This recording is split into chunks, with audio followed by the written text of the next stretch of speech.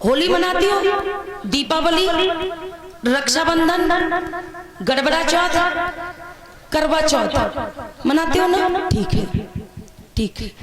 वैसे आज अभी जो मैं बताने वाली हूँ ये आप लोगों के लिए कम है, लेकिन हमारे सामने वालों के लिए कुछ ज्यादा है, क्योंकि आप लोग अगर त्योहार मनाने के लिए मना भी करते हो ना आप लोग, तो ये तुरंत रूठ के मायके चली जाती है। समस्या इनकी है, आपको नहीं समझाना, आप तो पहले से ही इन्हें समझाते, लेकिन ये मानने के लिए तैयार नहीं है। जरा सुनो और समझो, चिंतन करो, और जब हम बुलवाएं तो आप हमें जवाब देना, बोलना, ठीक है ना? आप होली मनाते हैं, आपके यहाँ होली गांव के अंदर नहीं रखी जाती होगी, होली आपके गांव के बाहर रखी जाती होगी। कहाँ रखी जाती है? इतने, ठीक है, रखी जाती है हमेशा गांव के बाहर रखी जाती है होली, ठीक है ना? पहली बात तो यह है कि गांव के बाहर होली क्यों रखी जाती, गांव के भीतर क्यों नहीं रखी जाती? आप लोग अच्छे से सुनो, शांति से, और समझना। अच्छे लगे तो मान जाना, और ना अच्छे लगे तो कोई जरूरी नहीं है, कोई थोपने वाली चीज नहीं है। वैसे हमसे पहले कई लोगों ने बताया भी होगा, लेकिन उनकी बात मानने के लिए तैयार नहीं। हो सकता है कि मेरी बात मान लो आप लोग, ठीक है ना? त्योहार, हम लोग जो बुद्धिजीवी लोग होते, जो अंबेडकरवादी लोग होते, हम लोग त्योहार कभी नहीं मनाते हैं। त्योहार का संधि विच्छेद जब करेंगे तो त्यो धन हार बराबर त्योहार। त्यो का मतलब होता है तुम्हारी, त्यो का मतलब होता है तुम्हारी, आपकी, और हार का मतलब होता है पराजय। जब जब आपकी हमारी हार हुई, तब तक कुछ शत्रु चालाक लोगों ने क्या बना दिया? त्योहार बना दिया, मतलब तुम्हारी हार। जब हम कभी किसी से कुछ युद्ध करते, लड़ाई करते, कोई काम होता, हम जश्न हारने का मनाते या जश्न जीतने का मनाते? खुशी। हारने की कितने लोगों को खुशी होती है? हारने की। अरे जैसे हमने कोई एग्जाम दिया और हम फेल हो गए, तो फेल होने की कितने बच्चे खुशी मनाते? फेल की खुशी मनाते हो क्या? तो काय की खुशी मनाते? पास की। पास की मनाते हो ना? ऐसे ही हम लोग क्या करते, हमें जश्न मनाना चाहिए जीत का, हमें खुशी मनानी चाहिए, पूरी पकवान बनाने चाहिए कि जिस समय हमारी महापुरुषों की जीत हुई थी। लेकिन हम लोग जश्न काय का मनाते? जीत के नहीं, हार। हम लोग हार का जश्न मनाते हैं।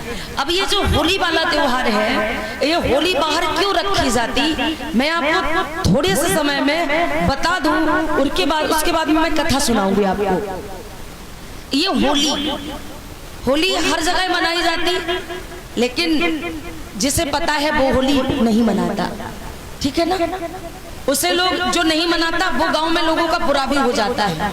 आप लोगों में से भी इतने बूढ़े बुजुर्ग लोग कुछ ऐसे होंगे जो लोग होली नहीं मनाते, तो जो और होली खेलने वाले लोग होंगे, उनकी नजरों में आप बिल्कुल बेकार साबित होंगे। जो कहेंगे अरे वो तो बड़ा घमंडी आदमी है, वो तो रंग डालने के लिए भी मना करता।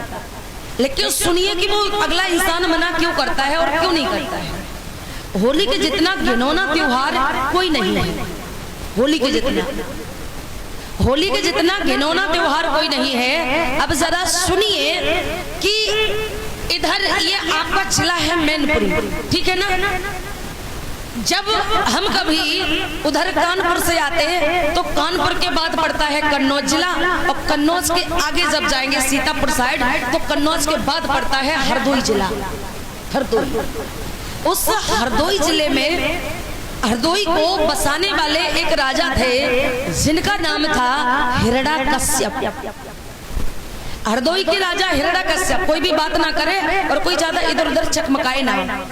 हरदोई के राजा हिरण्यकश्यप, और हिरण्यकश्यप जो है वो हमारी आपके बहुजन समाज के थे, भगवान बुद्ध के अनुयायी थे, धम्म को मानने वाले थे।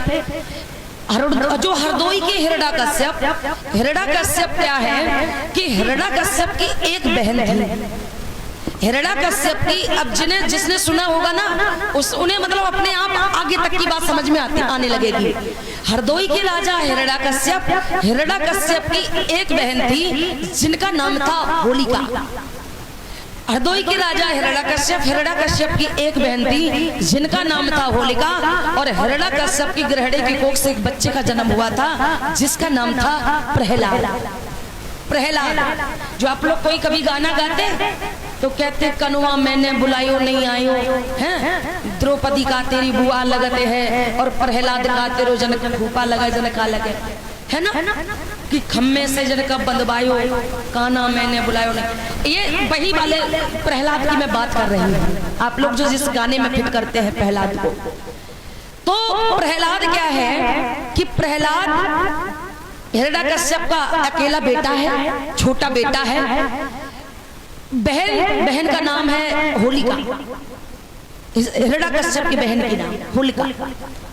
अब हुआ क्या कि प्रहलाद की शिक्षा दीक्षा दिलवाने के लिए हिरण्यकश्यप ने एक सेवक को बुलाया और कहा कि जाओ और मेरे बच्चे का दाखिला करवा दो। जाके दाखिला हुआ, लेकिन समस्या इस बात की थी कि हमेशा विचारों की लड़ाई होती है, विचारों की। अब विचारों की लड़ाई ये हुई कि हिरण्यकश्यप जो है पिता बुद्ध को मानने वाले हैं, लेकिन उनका जो बेटा है प्रहलाद का दाखिला जो हुआ, प्रहलाद का दाखिला हुआ राम को मानने वालों के स्कूल में। अब बेटे का दाखिला राम को मानने वाले स्कूल में, लेकिन पिता किसे मानने वाले? भोले लोगों, प्रहलाद का दाखिला जो है, प्रहलाद का दाखिला हो गया ढोंगी पाखंडियों में, मतलब राम को मानने वाले स्कूल में, गुरुकुल में। पिता किसे मानने वाले? पिता बुद्ध को मानने वाले, लेकिन उनके बेटे का दाखिला कहाँ हो गया? राम को मानने वाले गुरुकुल में। पहले स्कूल तो होते नहीं थे, पहले गुरुकुल होते थे, अब गुरुकुल में दाखिला हो गया। बच्चा कोरा कागज होता है, बच्चे को जैसी शिक्षा दिलवाओगे बच्चे वैसे ही बनेंगे। अब बच्चे को वहां के टीचरों ने राम कहना सिखा दिया, राम लिखना बोलना पढ़ना सीख, जो भी कोई भी काम करता तो वो राम के बिना कोई काम नहीं करता। हर काम में राम। लेकिन राम से नफरत किसे थी? पुत्र को तो राम को मतलब राम सिखा दिया, लेकिन पिता को राम से नफरत थी। पिता किसे मानने वाले? भगवान बुद्ध को। अब जो बुद्ध को मानने वाला होगा उसे तो वैसे भी करंट लगेगा, दूसरे का नाम लोगे।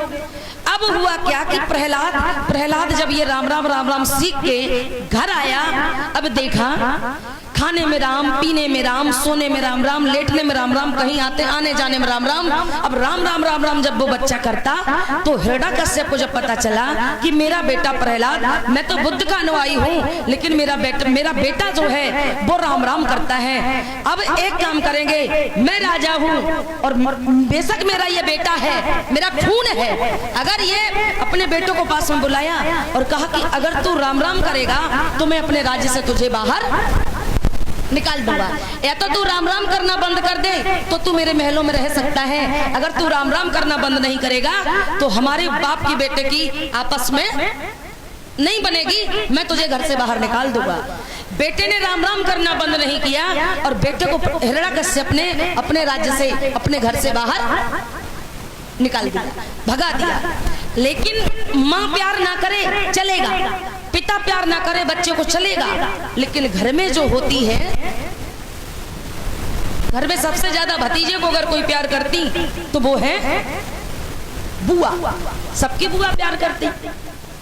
अब बुआ होलिका ने जैसे सुना कि भैया ने हमारे भतीजे को निकाल दिया, प्रहलाद को निकाल दिया, तो भैया के बिना जान में, अपनी भाभी के बिना जान में उन्होंने अब देख लिया मेरा भतीजा भूखा मर रहा होगा, प्यासा मर रहा होगा, और अन्य लोगों ने दारू जो होता शराब ये चीजें खाने पीने सिखा दी, दूसरे के बच्चे को बिगाड़ दिया। अब हुआ क्या कि होलिका को जब पता चला तो होलिका ने खाने पीने की चीजें ली और खाने पीने की चीज लेके अपने घर से निकली। किसे देने के लिए? प्रहलाद को, अपने भतीजे को देने के लिए। अब भतीजे भाई माना बेशक प्यार करे अपने बच्चे को, लेकिन बुआ को तो दर्द लगता ही है। अब बुआ गई और बुआ भतीजे को ढूंढने लगी। जैसे ही गांव से निकली, अब ये अपना घर है तो ये लास्ट में पड़ता है ना, उधर से लास्ट में और ये इधर से पहले ही पड़ता।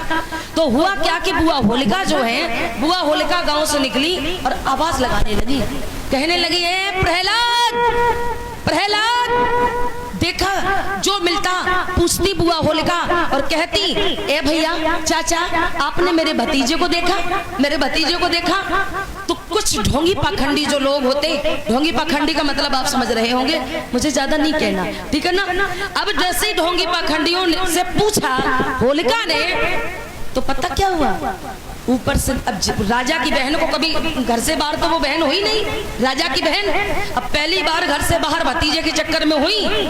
जैसे ही उन दरिंदों की बलात्कार होलिका पे पड़ी तो ऊपर से नीचे तक दिखने लगे आंखें फाड़ फाड़ के वो ढोंगी पाखंडी लोग।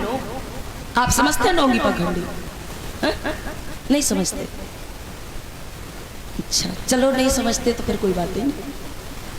ढोंगी पाखंडियों की जैसे ही नजर पड़ी, ऊपर से नीचे तक देख रहे, क्या करे क्या ना करे। अब मन में एक विचार आया दूसरे की बहन को देख के, उन ढोंगियों के मन में एक विचार आया कि क्यों ना इस लड़की के साथ में, राजा की बहन के साथ में हमें कुछ समय बिताने के लिए मिल जाए, क्योंकि ये सुंदर है और इसके साथ में अगर हम समय बिता ले अच्छा रहेगा। हुआ क्या कि बुआ होलिका जैसे ही वो मुझसे पूछती तो वो विचार करने लगा, अगर हम प्रहलाद को हमने देखा तो है ही नहीं, प्रहलाद को नहीं देखा, लेकिन हम ये झूठी कह देंगे कि गांव की तरफ वो गया, तो गांव में अगर ये बुआ होलिका जाएगी तो इसे हम पकड़ नहीं पाएंगे, इसके साथ बलात्कार नहीं कर पाएंगे। तो कह दिया, हाँ हाँ मैंने देखा देखा देखा। कहाँ गया? कह दिया कि वो प्रहलाद जो है वो इधर चला गया, गाँव के बाहर चला गया, गाँव के बाहर घूमता हुआ ऐसे नशे में इधर उधर चला गया। दूसरे को पूछा, दूसरे की भी ईमान बिगड़ गया, दूसरे ने भी कह दिया गांव के बाहर चला गया। तीसरे से पूछा, तीसरे ने भी कह दिया गांव के बाहर चला गया। ऐसे 3 4 5 लोगों से जब पूछा ना होलिका ने, तो 3 4 5 लोगों ने गांव की तरफ ना बता के और कह दिया कि तुम्हारा जो भतीजा है वो गांव के बाहर, वो जंगल की तरफ निकल गया। झूठ कह दिया। अब वो जंगल की तरफ बुआ होलिका जैसे ही ढूंढने के लिए निकली, गांव के बाहर निकली। लोगों, अब गांव के बाहर जब कभी जाओगे तो गांव के बाहर सुरक्षा ऐसे नहीं हो पाएगी। आपकी इज्जत अगर लुटेगी तो गांव के लोग जो वहां तक जाएंगे तब तक वो पूरा काम हो चुका होगा। बुआ होलिका गांव के बाहर गई, तब तक वो 4 5 दरिंदे जिनसे उन्होंने पूछा था कि आपने मेरे भतीजे को देखा क्या, वही दरिंदे गांव के बाहर थे होलिका के पीछे। और जैसे ही गांव के बाहर गई तो पीछे से जाके उन बलात्कारियों ने, उन ढोंगियों ने, उन पाखंडियों ने बुआ होलिका को जाके पीछे से क्या कर लिया, दबोच लिया, पकड़ लिया। और धीरे धीरे धीरे धीरे भतीजे को ढूंढते ढूंढते शाम हो गई थी ना, सोचा कि अब शाम हो गई, अब हम इसके साथ में कुछ गलत कर पाएंगे, क्योंकि रात में तो ज्यादा दिखता ही नहीं है। दरिंदों ने पकड़ लिया, धीरे धीरे शाम हो गई। अब हुआ क्या कि रात हो गई। अब बारी बारी से बुआ होलिका के साथ में, एक राजा की बहन के साथ में वो दरिंदे बलात्कार करने लगे। रात में बलात्कार करने लगे, बारी बारी से बलात्कार किया, खून खच्चर किया। और धीरे धीरे पता क्या हुआ, धीरे धीरे पूरी रात बीत गई। अब सुबह आके पता कितने बज गए, 4। अब जैसे ही 4 बजते तो गांव में आदत होती है लोगों की दिशा मैदान के लिए खेतों में जाना। अरे कोई दिशा मैदान के लिए आने लगे हैं तो कोई पकड़ लेगा तो क्या कहेगा। बुआ होलिका के साथ बलात्कार किया, गंदा काम किया उन ढोंगियों ने, उन पाखंडियों ने। और बुआ होलिका जो है, सारे कपड़े बुआ होलिका के फाड़ डाले, इज्जत को ताड़-ताड़ कर दिया, सब कुछ नोच डाला। अब बुआ होलिका न तो मरी है और न बुआ होलिका जिंदा है, बुआ होलिका बीच की है। क्या वो बेहोश पड़ी है, थोड़ी बहुत टरमराती तो है। बुआ होलिका कि मरने में कोई कसर नहीं है, खून खच्चर कर डाला, बलात्कार करके ये सब कुछ गंदा काम किया और बुआ होलिका बेहोश पड़ी है। लेकिन बुआ होलिका मरी नहीं। सुबह की जैसे ही 4 बजे सोचा, अगर ये ऐसे ही खून खच्चर की हालत में अगर ये इसे होश आ गया और ये होश आने के बाद अगर अपने घर चली गई और इसने अपने भाई को हिरण्याकश्यप को बता दिया तो हिरण्याकश्यप हम लोगों को पता चल गया कि हमने बलात्कार किया, तो फिर हिरण्याकश्यप मुझे मार डालेगा। एक काम करो, रहे बांसना बजे बांसुरी, रहे बांसना बजे बांसुरी। इस जिंदा लड़की पहले तो ये गलत काम कर ही लिया, अब एक काम करो कि थोड़ी बहुत जान बची है तो इसे आग जला के इसे जिंदा जला दो, और जब इसे जला दोगे, फूंक दोगे, तो फिर कोई भी चीज साबित नहीं हो पाएगी, तो हम पकड़े नहीं जाएंगे। अब बुआ होलिका तो बेहोशी की हालत में पड़ी है और रात भर गलत काम किया, बलात्कार किया ढोंगियों ने, और उसके बाद में गए, और वो महीना कोई और नहीं बल्कि ये मार्च का ही महीना। अभी होली आने वाली है मार्च को ही, मार्च में आती होली, कितनी तारीख की है? मतलब जितनी जो भी तारीख की हो, मार्च के महीने में जो होली पड़ती लोगों, मार्च के महीने में लोगों की जो फसलें होती वो अप्रैल में करते हैं, गेहूं में जो भी होती अप्रैल में, तो मार्च में ना तो ज्यादा हरी होती फसल और ना ज्यादा सूखी होती। अब जलाएं तो जलाएं कैसे? कुछ गए इधर उधर जो गंदे बंदे कपड़े होते ना, खेत से कपड़े ढूंढ लाए, कोई गया कंडे इधर उधर से बीन लाया, कोई गया लकड़ी लाया, और कोई गया जो अन्य लोगों की, हमारे आपके जैसे लोगों के गेहूं खड़े थे, हरे हरे हरे गेहूं को नोच लाया, जौ को नोच लाया, गन्ने को नोच लाया, और ये सारी फसलों को नोच के उन्हें तो केवल आग लगानी है, उन्हें हरी सूखी से कोई लेना देना नहीं। अब वो सारी फसलों को नोच के लाए और उन्होंने कंडे लकड़ियां बोरी बोरा कपड़ों में आग लगाई, और जब वो घास फूस, ये गन्ने की पत्ती, गेहूं, जौ, जो भी ये सारी चीजें जब जलने लगी ना, तो जलती हुई आग में बुआ होलिका को पकड़ के उन दरिंदों ने क्या कर दिया? झोंक दिया, जिंदा लड़की को जला दिया, जिंदा बहन बेटी बुआ को जला दिया। और जलाने के बाद जब वो जल गई ना, ये जो गेहूं को जो सिस्टम है ना, जब भी कोई होली जलाते हो ना अपने घर में होली, तो ये गेहूं की बाली भी भूनते कि नहीं? गन्ना चाहे जीवन में कोई ना खाए, लेकिन उस दिन गन्ना खा लेंगे, और गन्ने की पत्ती में आग लगाते कि नहीं? अब गन्ने की पत्ती की परंपरा, ये हरी फसलों की परंपरा, भूनने की परंपरा, ये तभी से बन गई। अब हुआ क्या, उन्होंने ये आग तो लगा दिया, और जब जल के बुआ होलिका क्या हो गई? राख। सोचा कि अगर राख भी पड़ी रहेगी तब भी हम पकड़े जाएंगे, हम तब भी पकड़े जाएंगे। चतुर चालाक लोगों ने राख को इधर उधर क्या कर दिया? फैला दिया। अब नगर में आए, सोचा कि अब जो गलत करेगा वो तो कांपेगा। अब जब नगर में आए ना, गांव में नगर में आए, और कहने लगे क्या करें क्या ना करें, समझ में नहीं आता क्या करें क्या ना करें। अगर हिरण्यकश्यप को पता चल गया तो वो तो राजा है, और जिसकी बहन के साथ गलत होगा, भाई राजा ना हो भिखारी हो, फिर भी भाई बहन की रक्षा करेगा कि नहीं करेगा? करेगा ना। लोगों, आज धीरे धीरे धीरे धीरे ये बात जब हिरण्यकश्यप को पता चली कि मेरी बहन के साथ में इस तरीके से बलात्कार करके जला दिया गया, अब नगर में आए वो ढोंगी पाखंडी, और नगर में पता क्या कहने लगे? देखना, जो हिरण्यकश्यप की जो बहन है ना होलिका, हिरण्यकश्यप बुद्ध को मानने वाले, होलिका बुद्ध को मानने वाली, तो कह दिया जो प्रहलाद जो था ना, प्रहलाद वो किसे मानने वाला? जंगल में वो बुआ होलिका गई, और बुआ होलिका आग जल रही थी जंगल में, अपने भतीजों को लेके जलती आग में बैठ गई, और कई राम को मानने वाला प्रहलाद बच गया, और कई बुद्ध को मानने वाली होलिका वो आग में जल गई। तो कह दिया देखो राम में है शक्ति। लोगों, इसी को कहते हैं मनगढ़ंत कहानी। बुआ होलिका क्या जलती आग में अपने आप आग में बैठी थी क्या? प्रहलाद को लेके बैठी थी? प्रहलाद को लेके बैठी थी क्या? नहीं, प्रहलाद से यहाँ उनका कोई संबंध नहीं, वो केवल ढूंढने के लिए निकली थी लोगों। और इधर जब गांव में आए तो उन्होंने झूठी अफवाह फैलाई, और इसलिए झूठी अफवाह फैलाई कि मेरा नाम ना आ जाए, और कह दिया जंगल में आग जल रही थी तो बुआ होलिका अपने भतीजे को लेके आग में बैठ गई, तो बुआ होलिका जल गई, और प्रहलाद में राम की शक्ति थी, इसलिए प्रहलाद क्या हो गया? बच गया। अब धीरे धीरे जब ये खबर हिरण्यकश्यप को पता चली तो हिरण्यकश्यप ने पता क्या किया? हिरण्यकश्यप ने उन बलात्कारियों को बुलाया दरबार में, बलात्कारियों को बुलाया और बलात्कारियों को खड़ा किया, और चमकती तलवार निकाली एक भाई ने, हिरण्यकश्यप ने। अब तलवार निकाली और कह दिया कि अरे जाओ कमीनों, अरे जाओ दरिंदों, तुम कोई माँ के बेटे, तुम कोई माँ के वीर नहीं हो, तुम वीर नहीं हो, तुम कायर हो, तुम अबीर हो। क्या हो? अबीर। तुम अबीर हो। और अपनी तलवार से उनके माथे को क्या कर दिया? चीर दिया। और चीरते समय कह दिया कि तुम बहादुर नहीं हो, तुम आबीर हो, तुम कायर हो, तुमने बहन बेटी के साथ गलत काम किया। अपने सेवकों को बुला के हिरण्यकश्यप ने उनके मुंह पता कैसे करवाए? उनके मुंह कैसे करवाए? पुराने समय में जब किसी को बेइज्जत किया जाता था तो मुंह उसका काला करवा दिया जाता था। मतलब चाहे काला कर दो चाहे नीला कर दो, मतलब उसका चेहरा दिखाई ना दे। काला मुंह करवा दिया।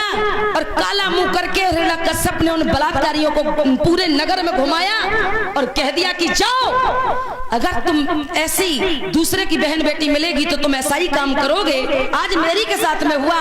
जाओ और तुम नगर की माताओं और बहनों के पैर छुओ और तुम कहो कि हमसे गलती हो गई।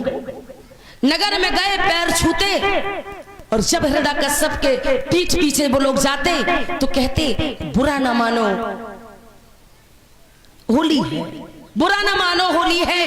अरे बुरा ना मानो, हमने आपकी बेटी को जला दिया तो क्या हुआ? बुरा ना मानो, होली है। अब ये तो ठीक खत्म हुआ। ये जो तिलक लगाने का काम करते हो ना, तिलक, ये अबीर वाला तिलक लगाते हो, अबीर वाला, उन्होंने तलवार से चीरा था, तलवार से, और कह दिया था कि तुम वीर।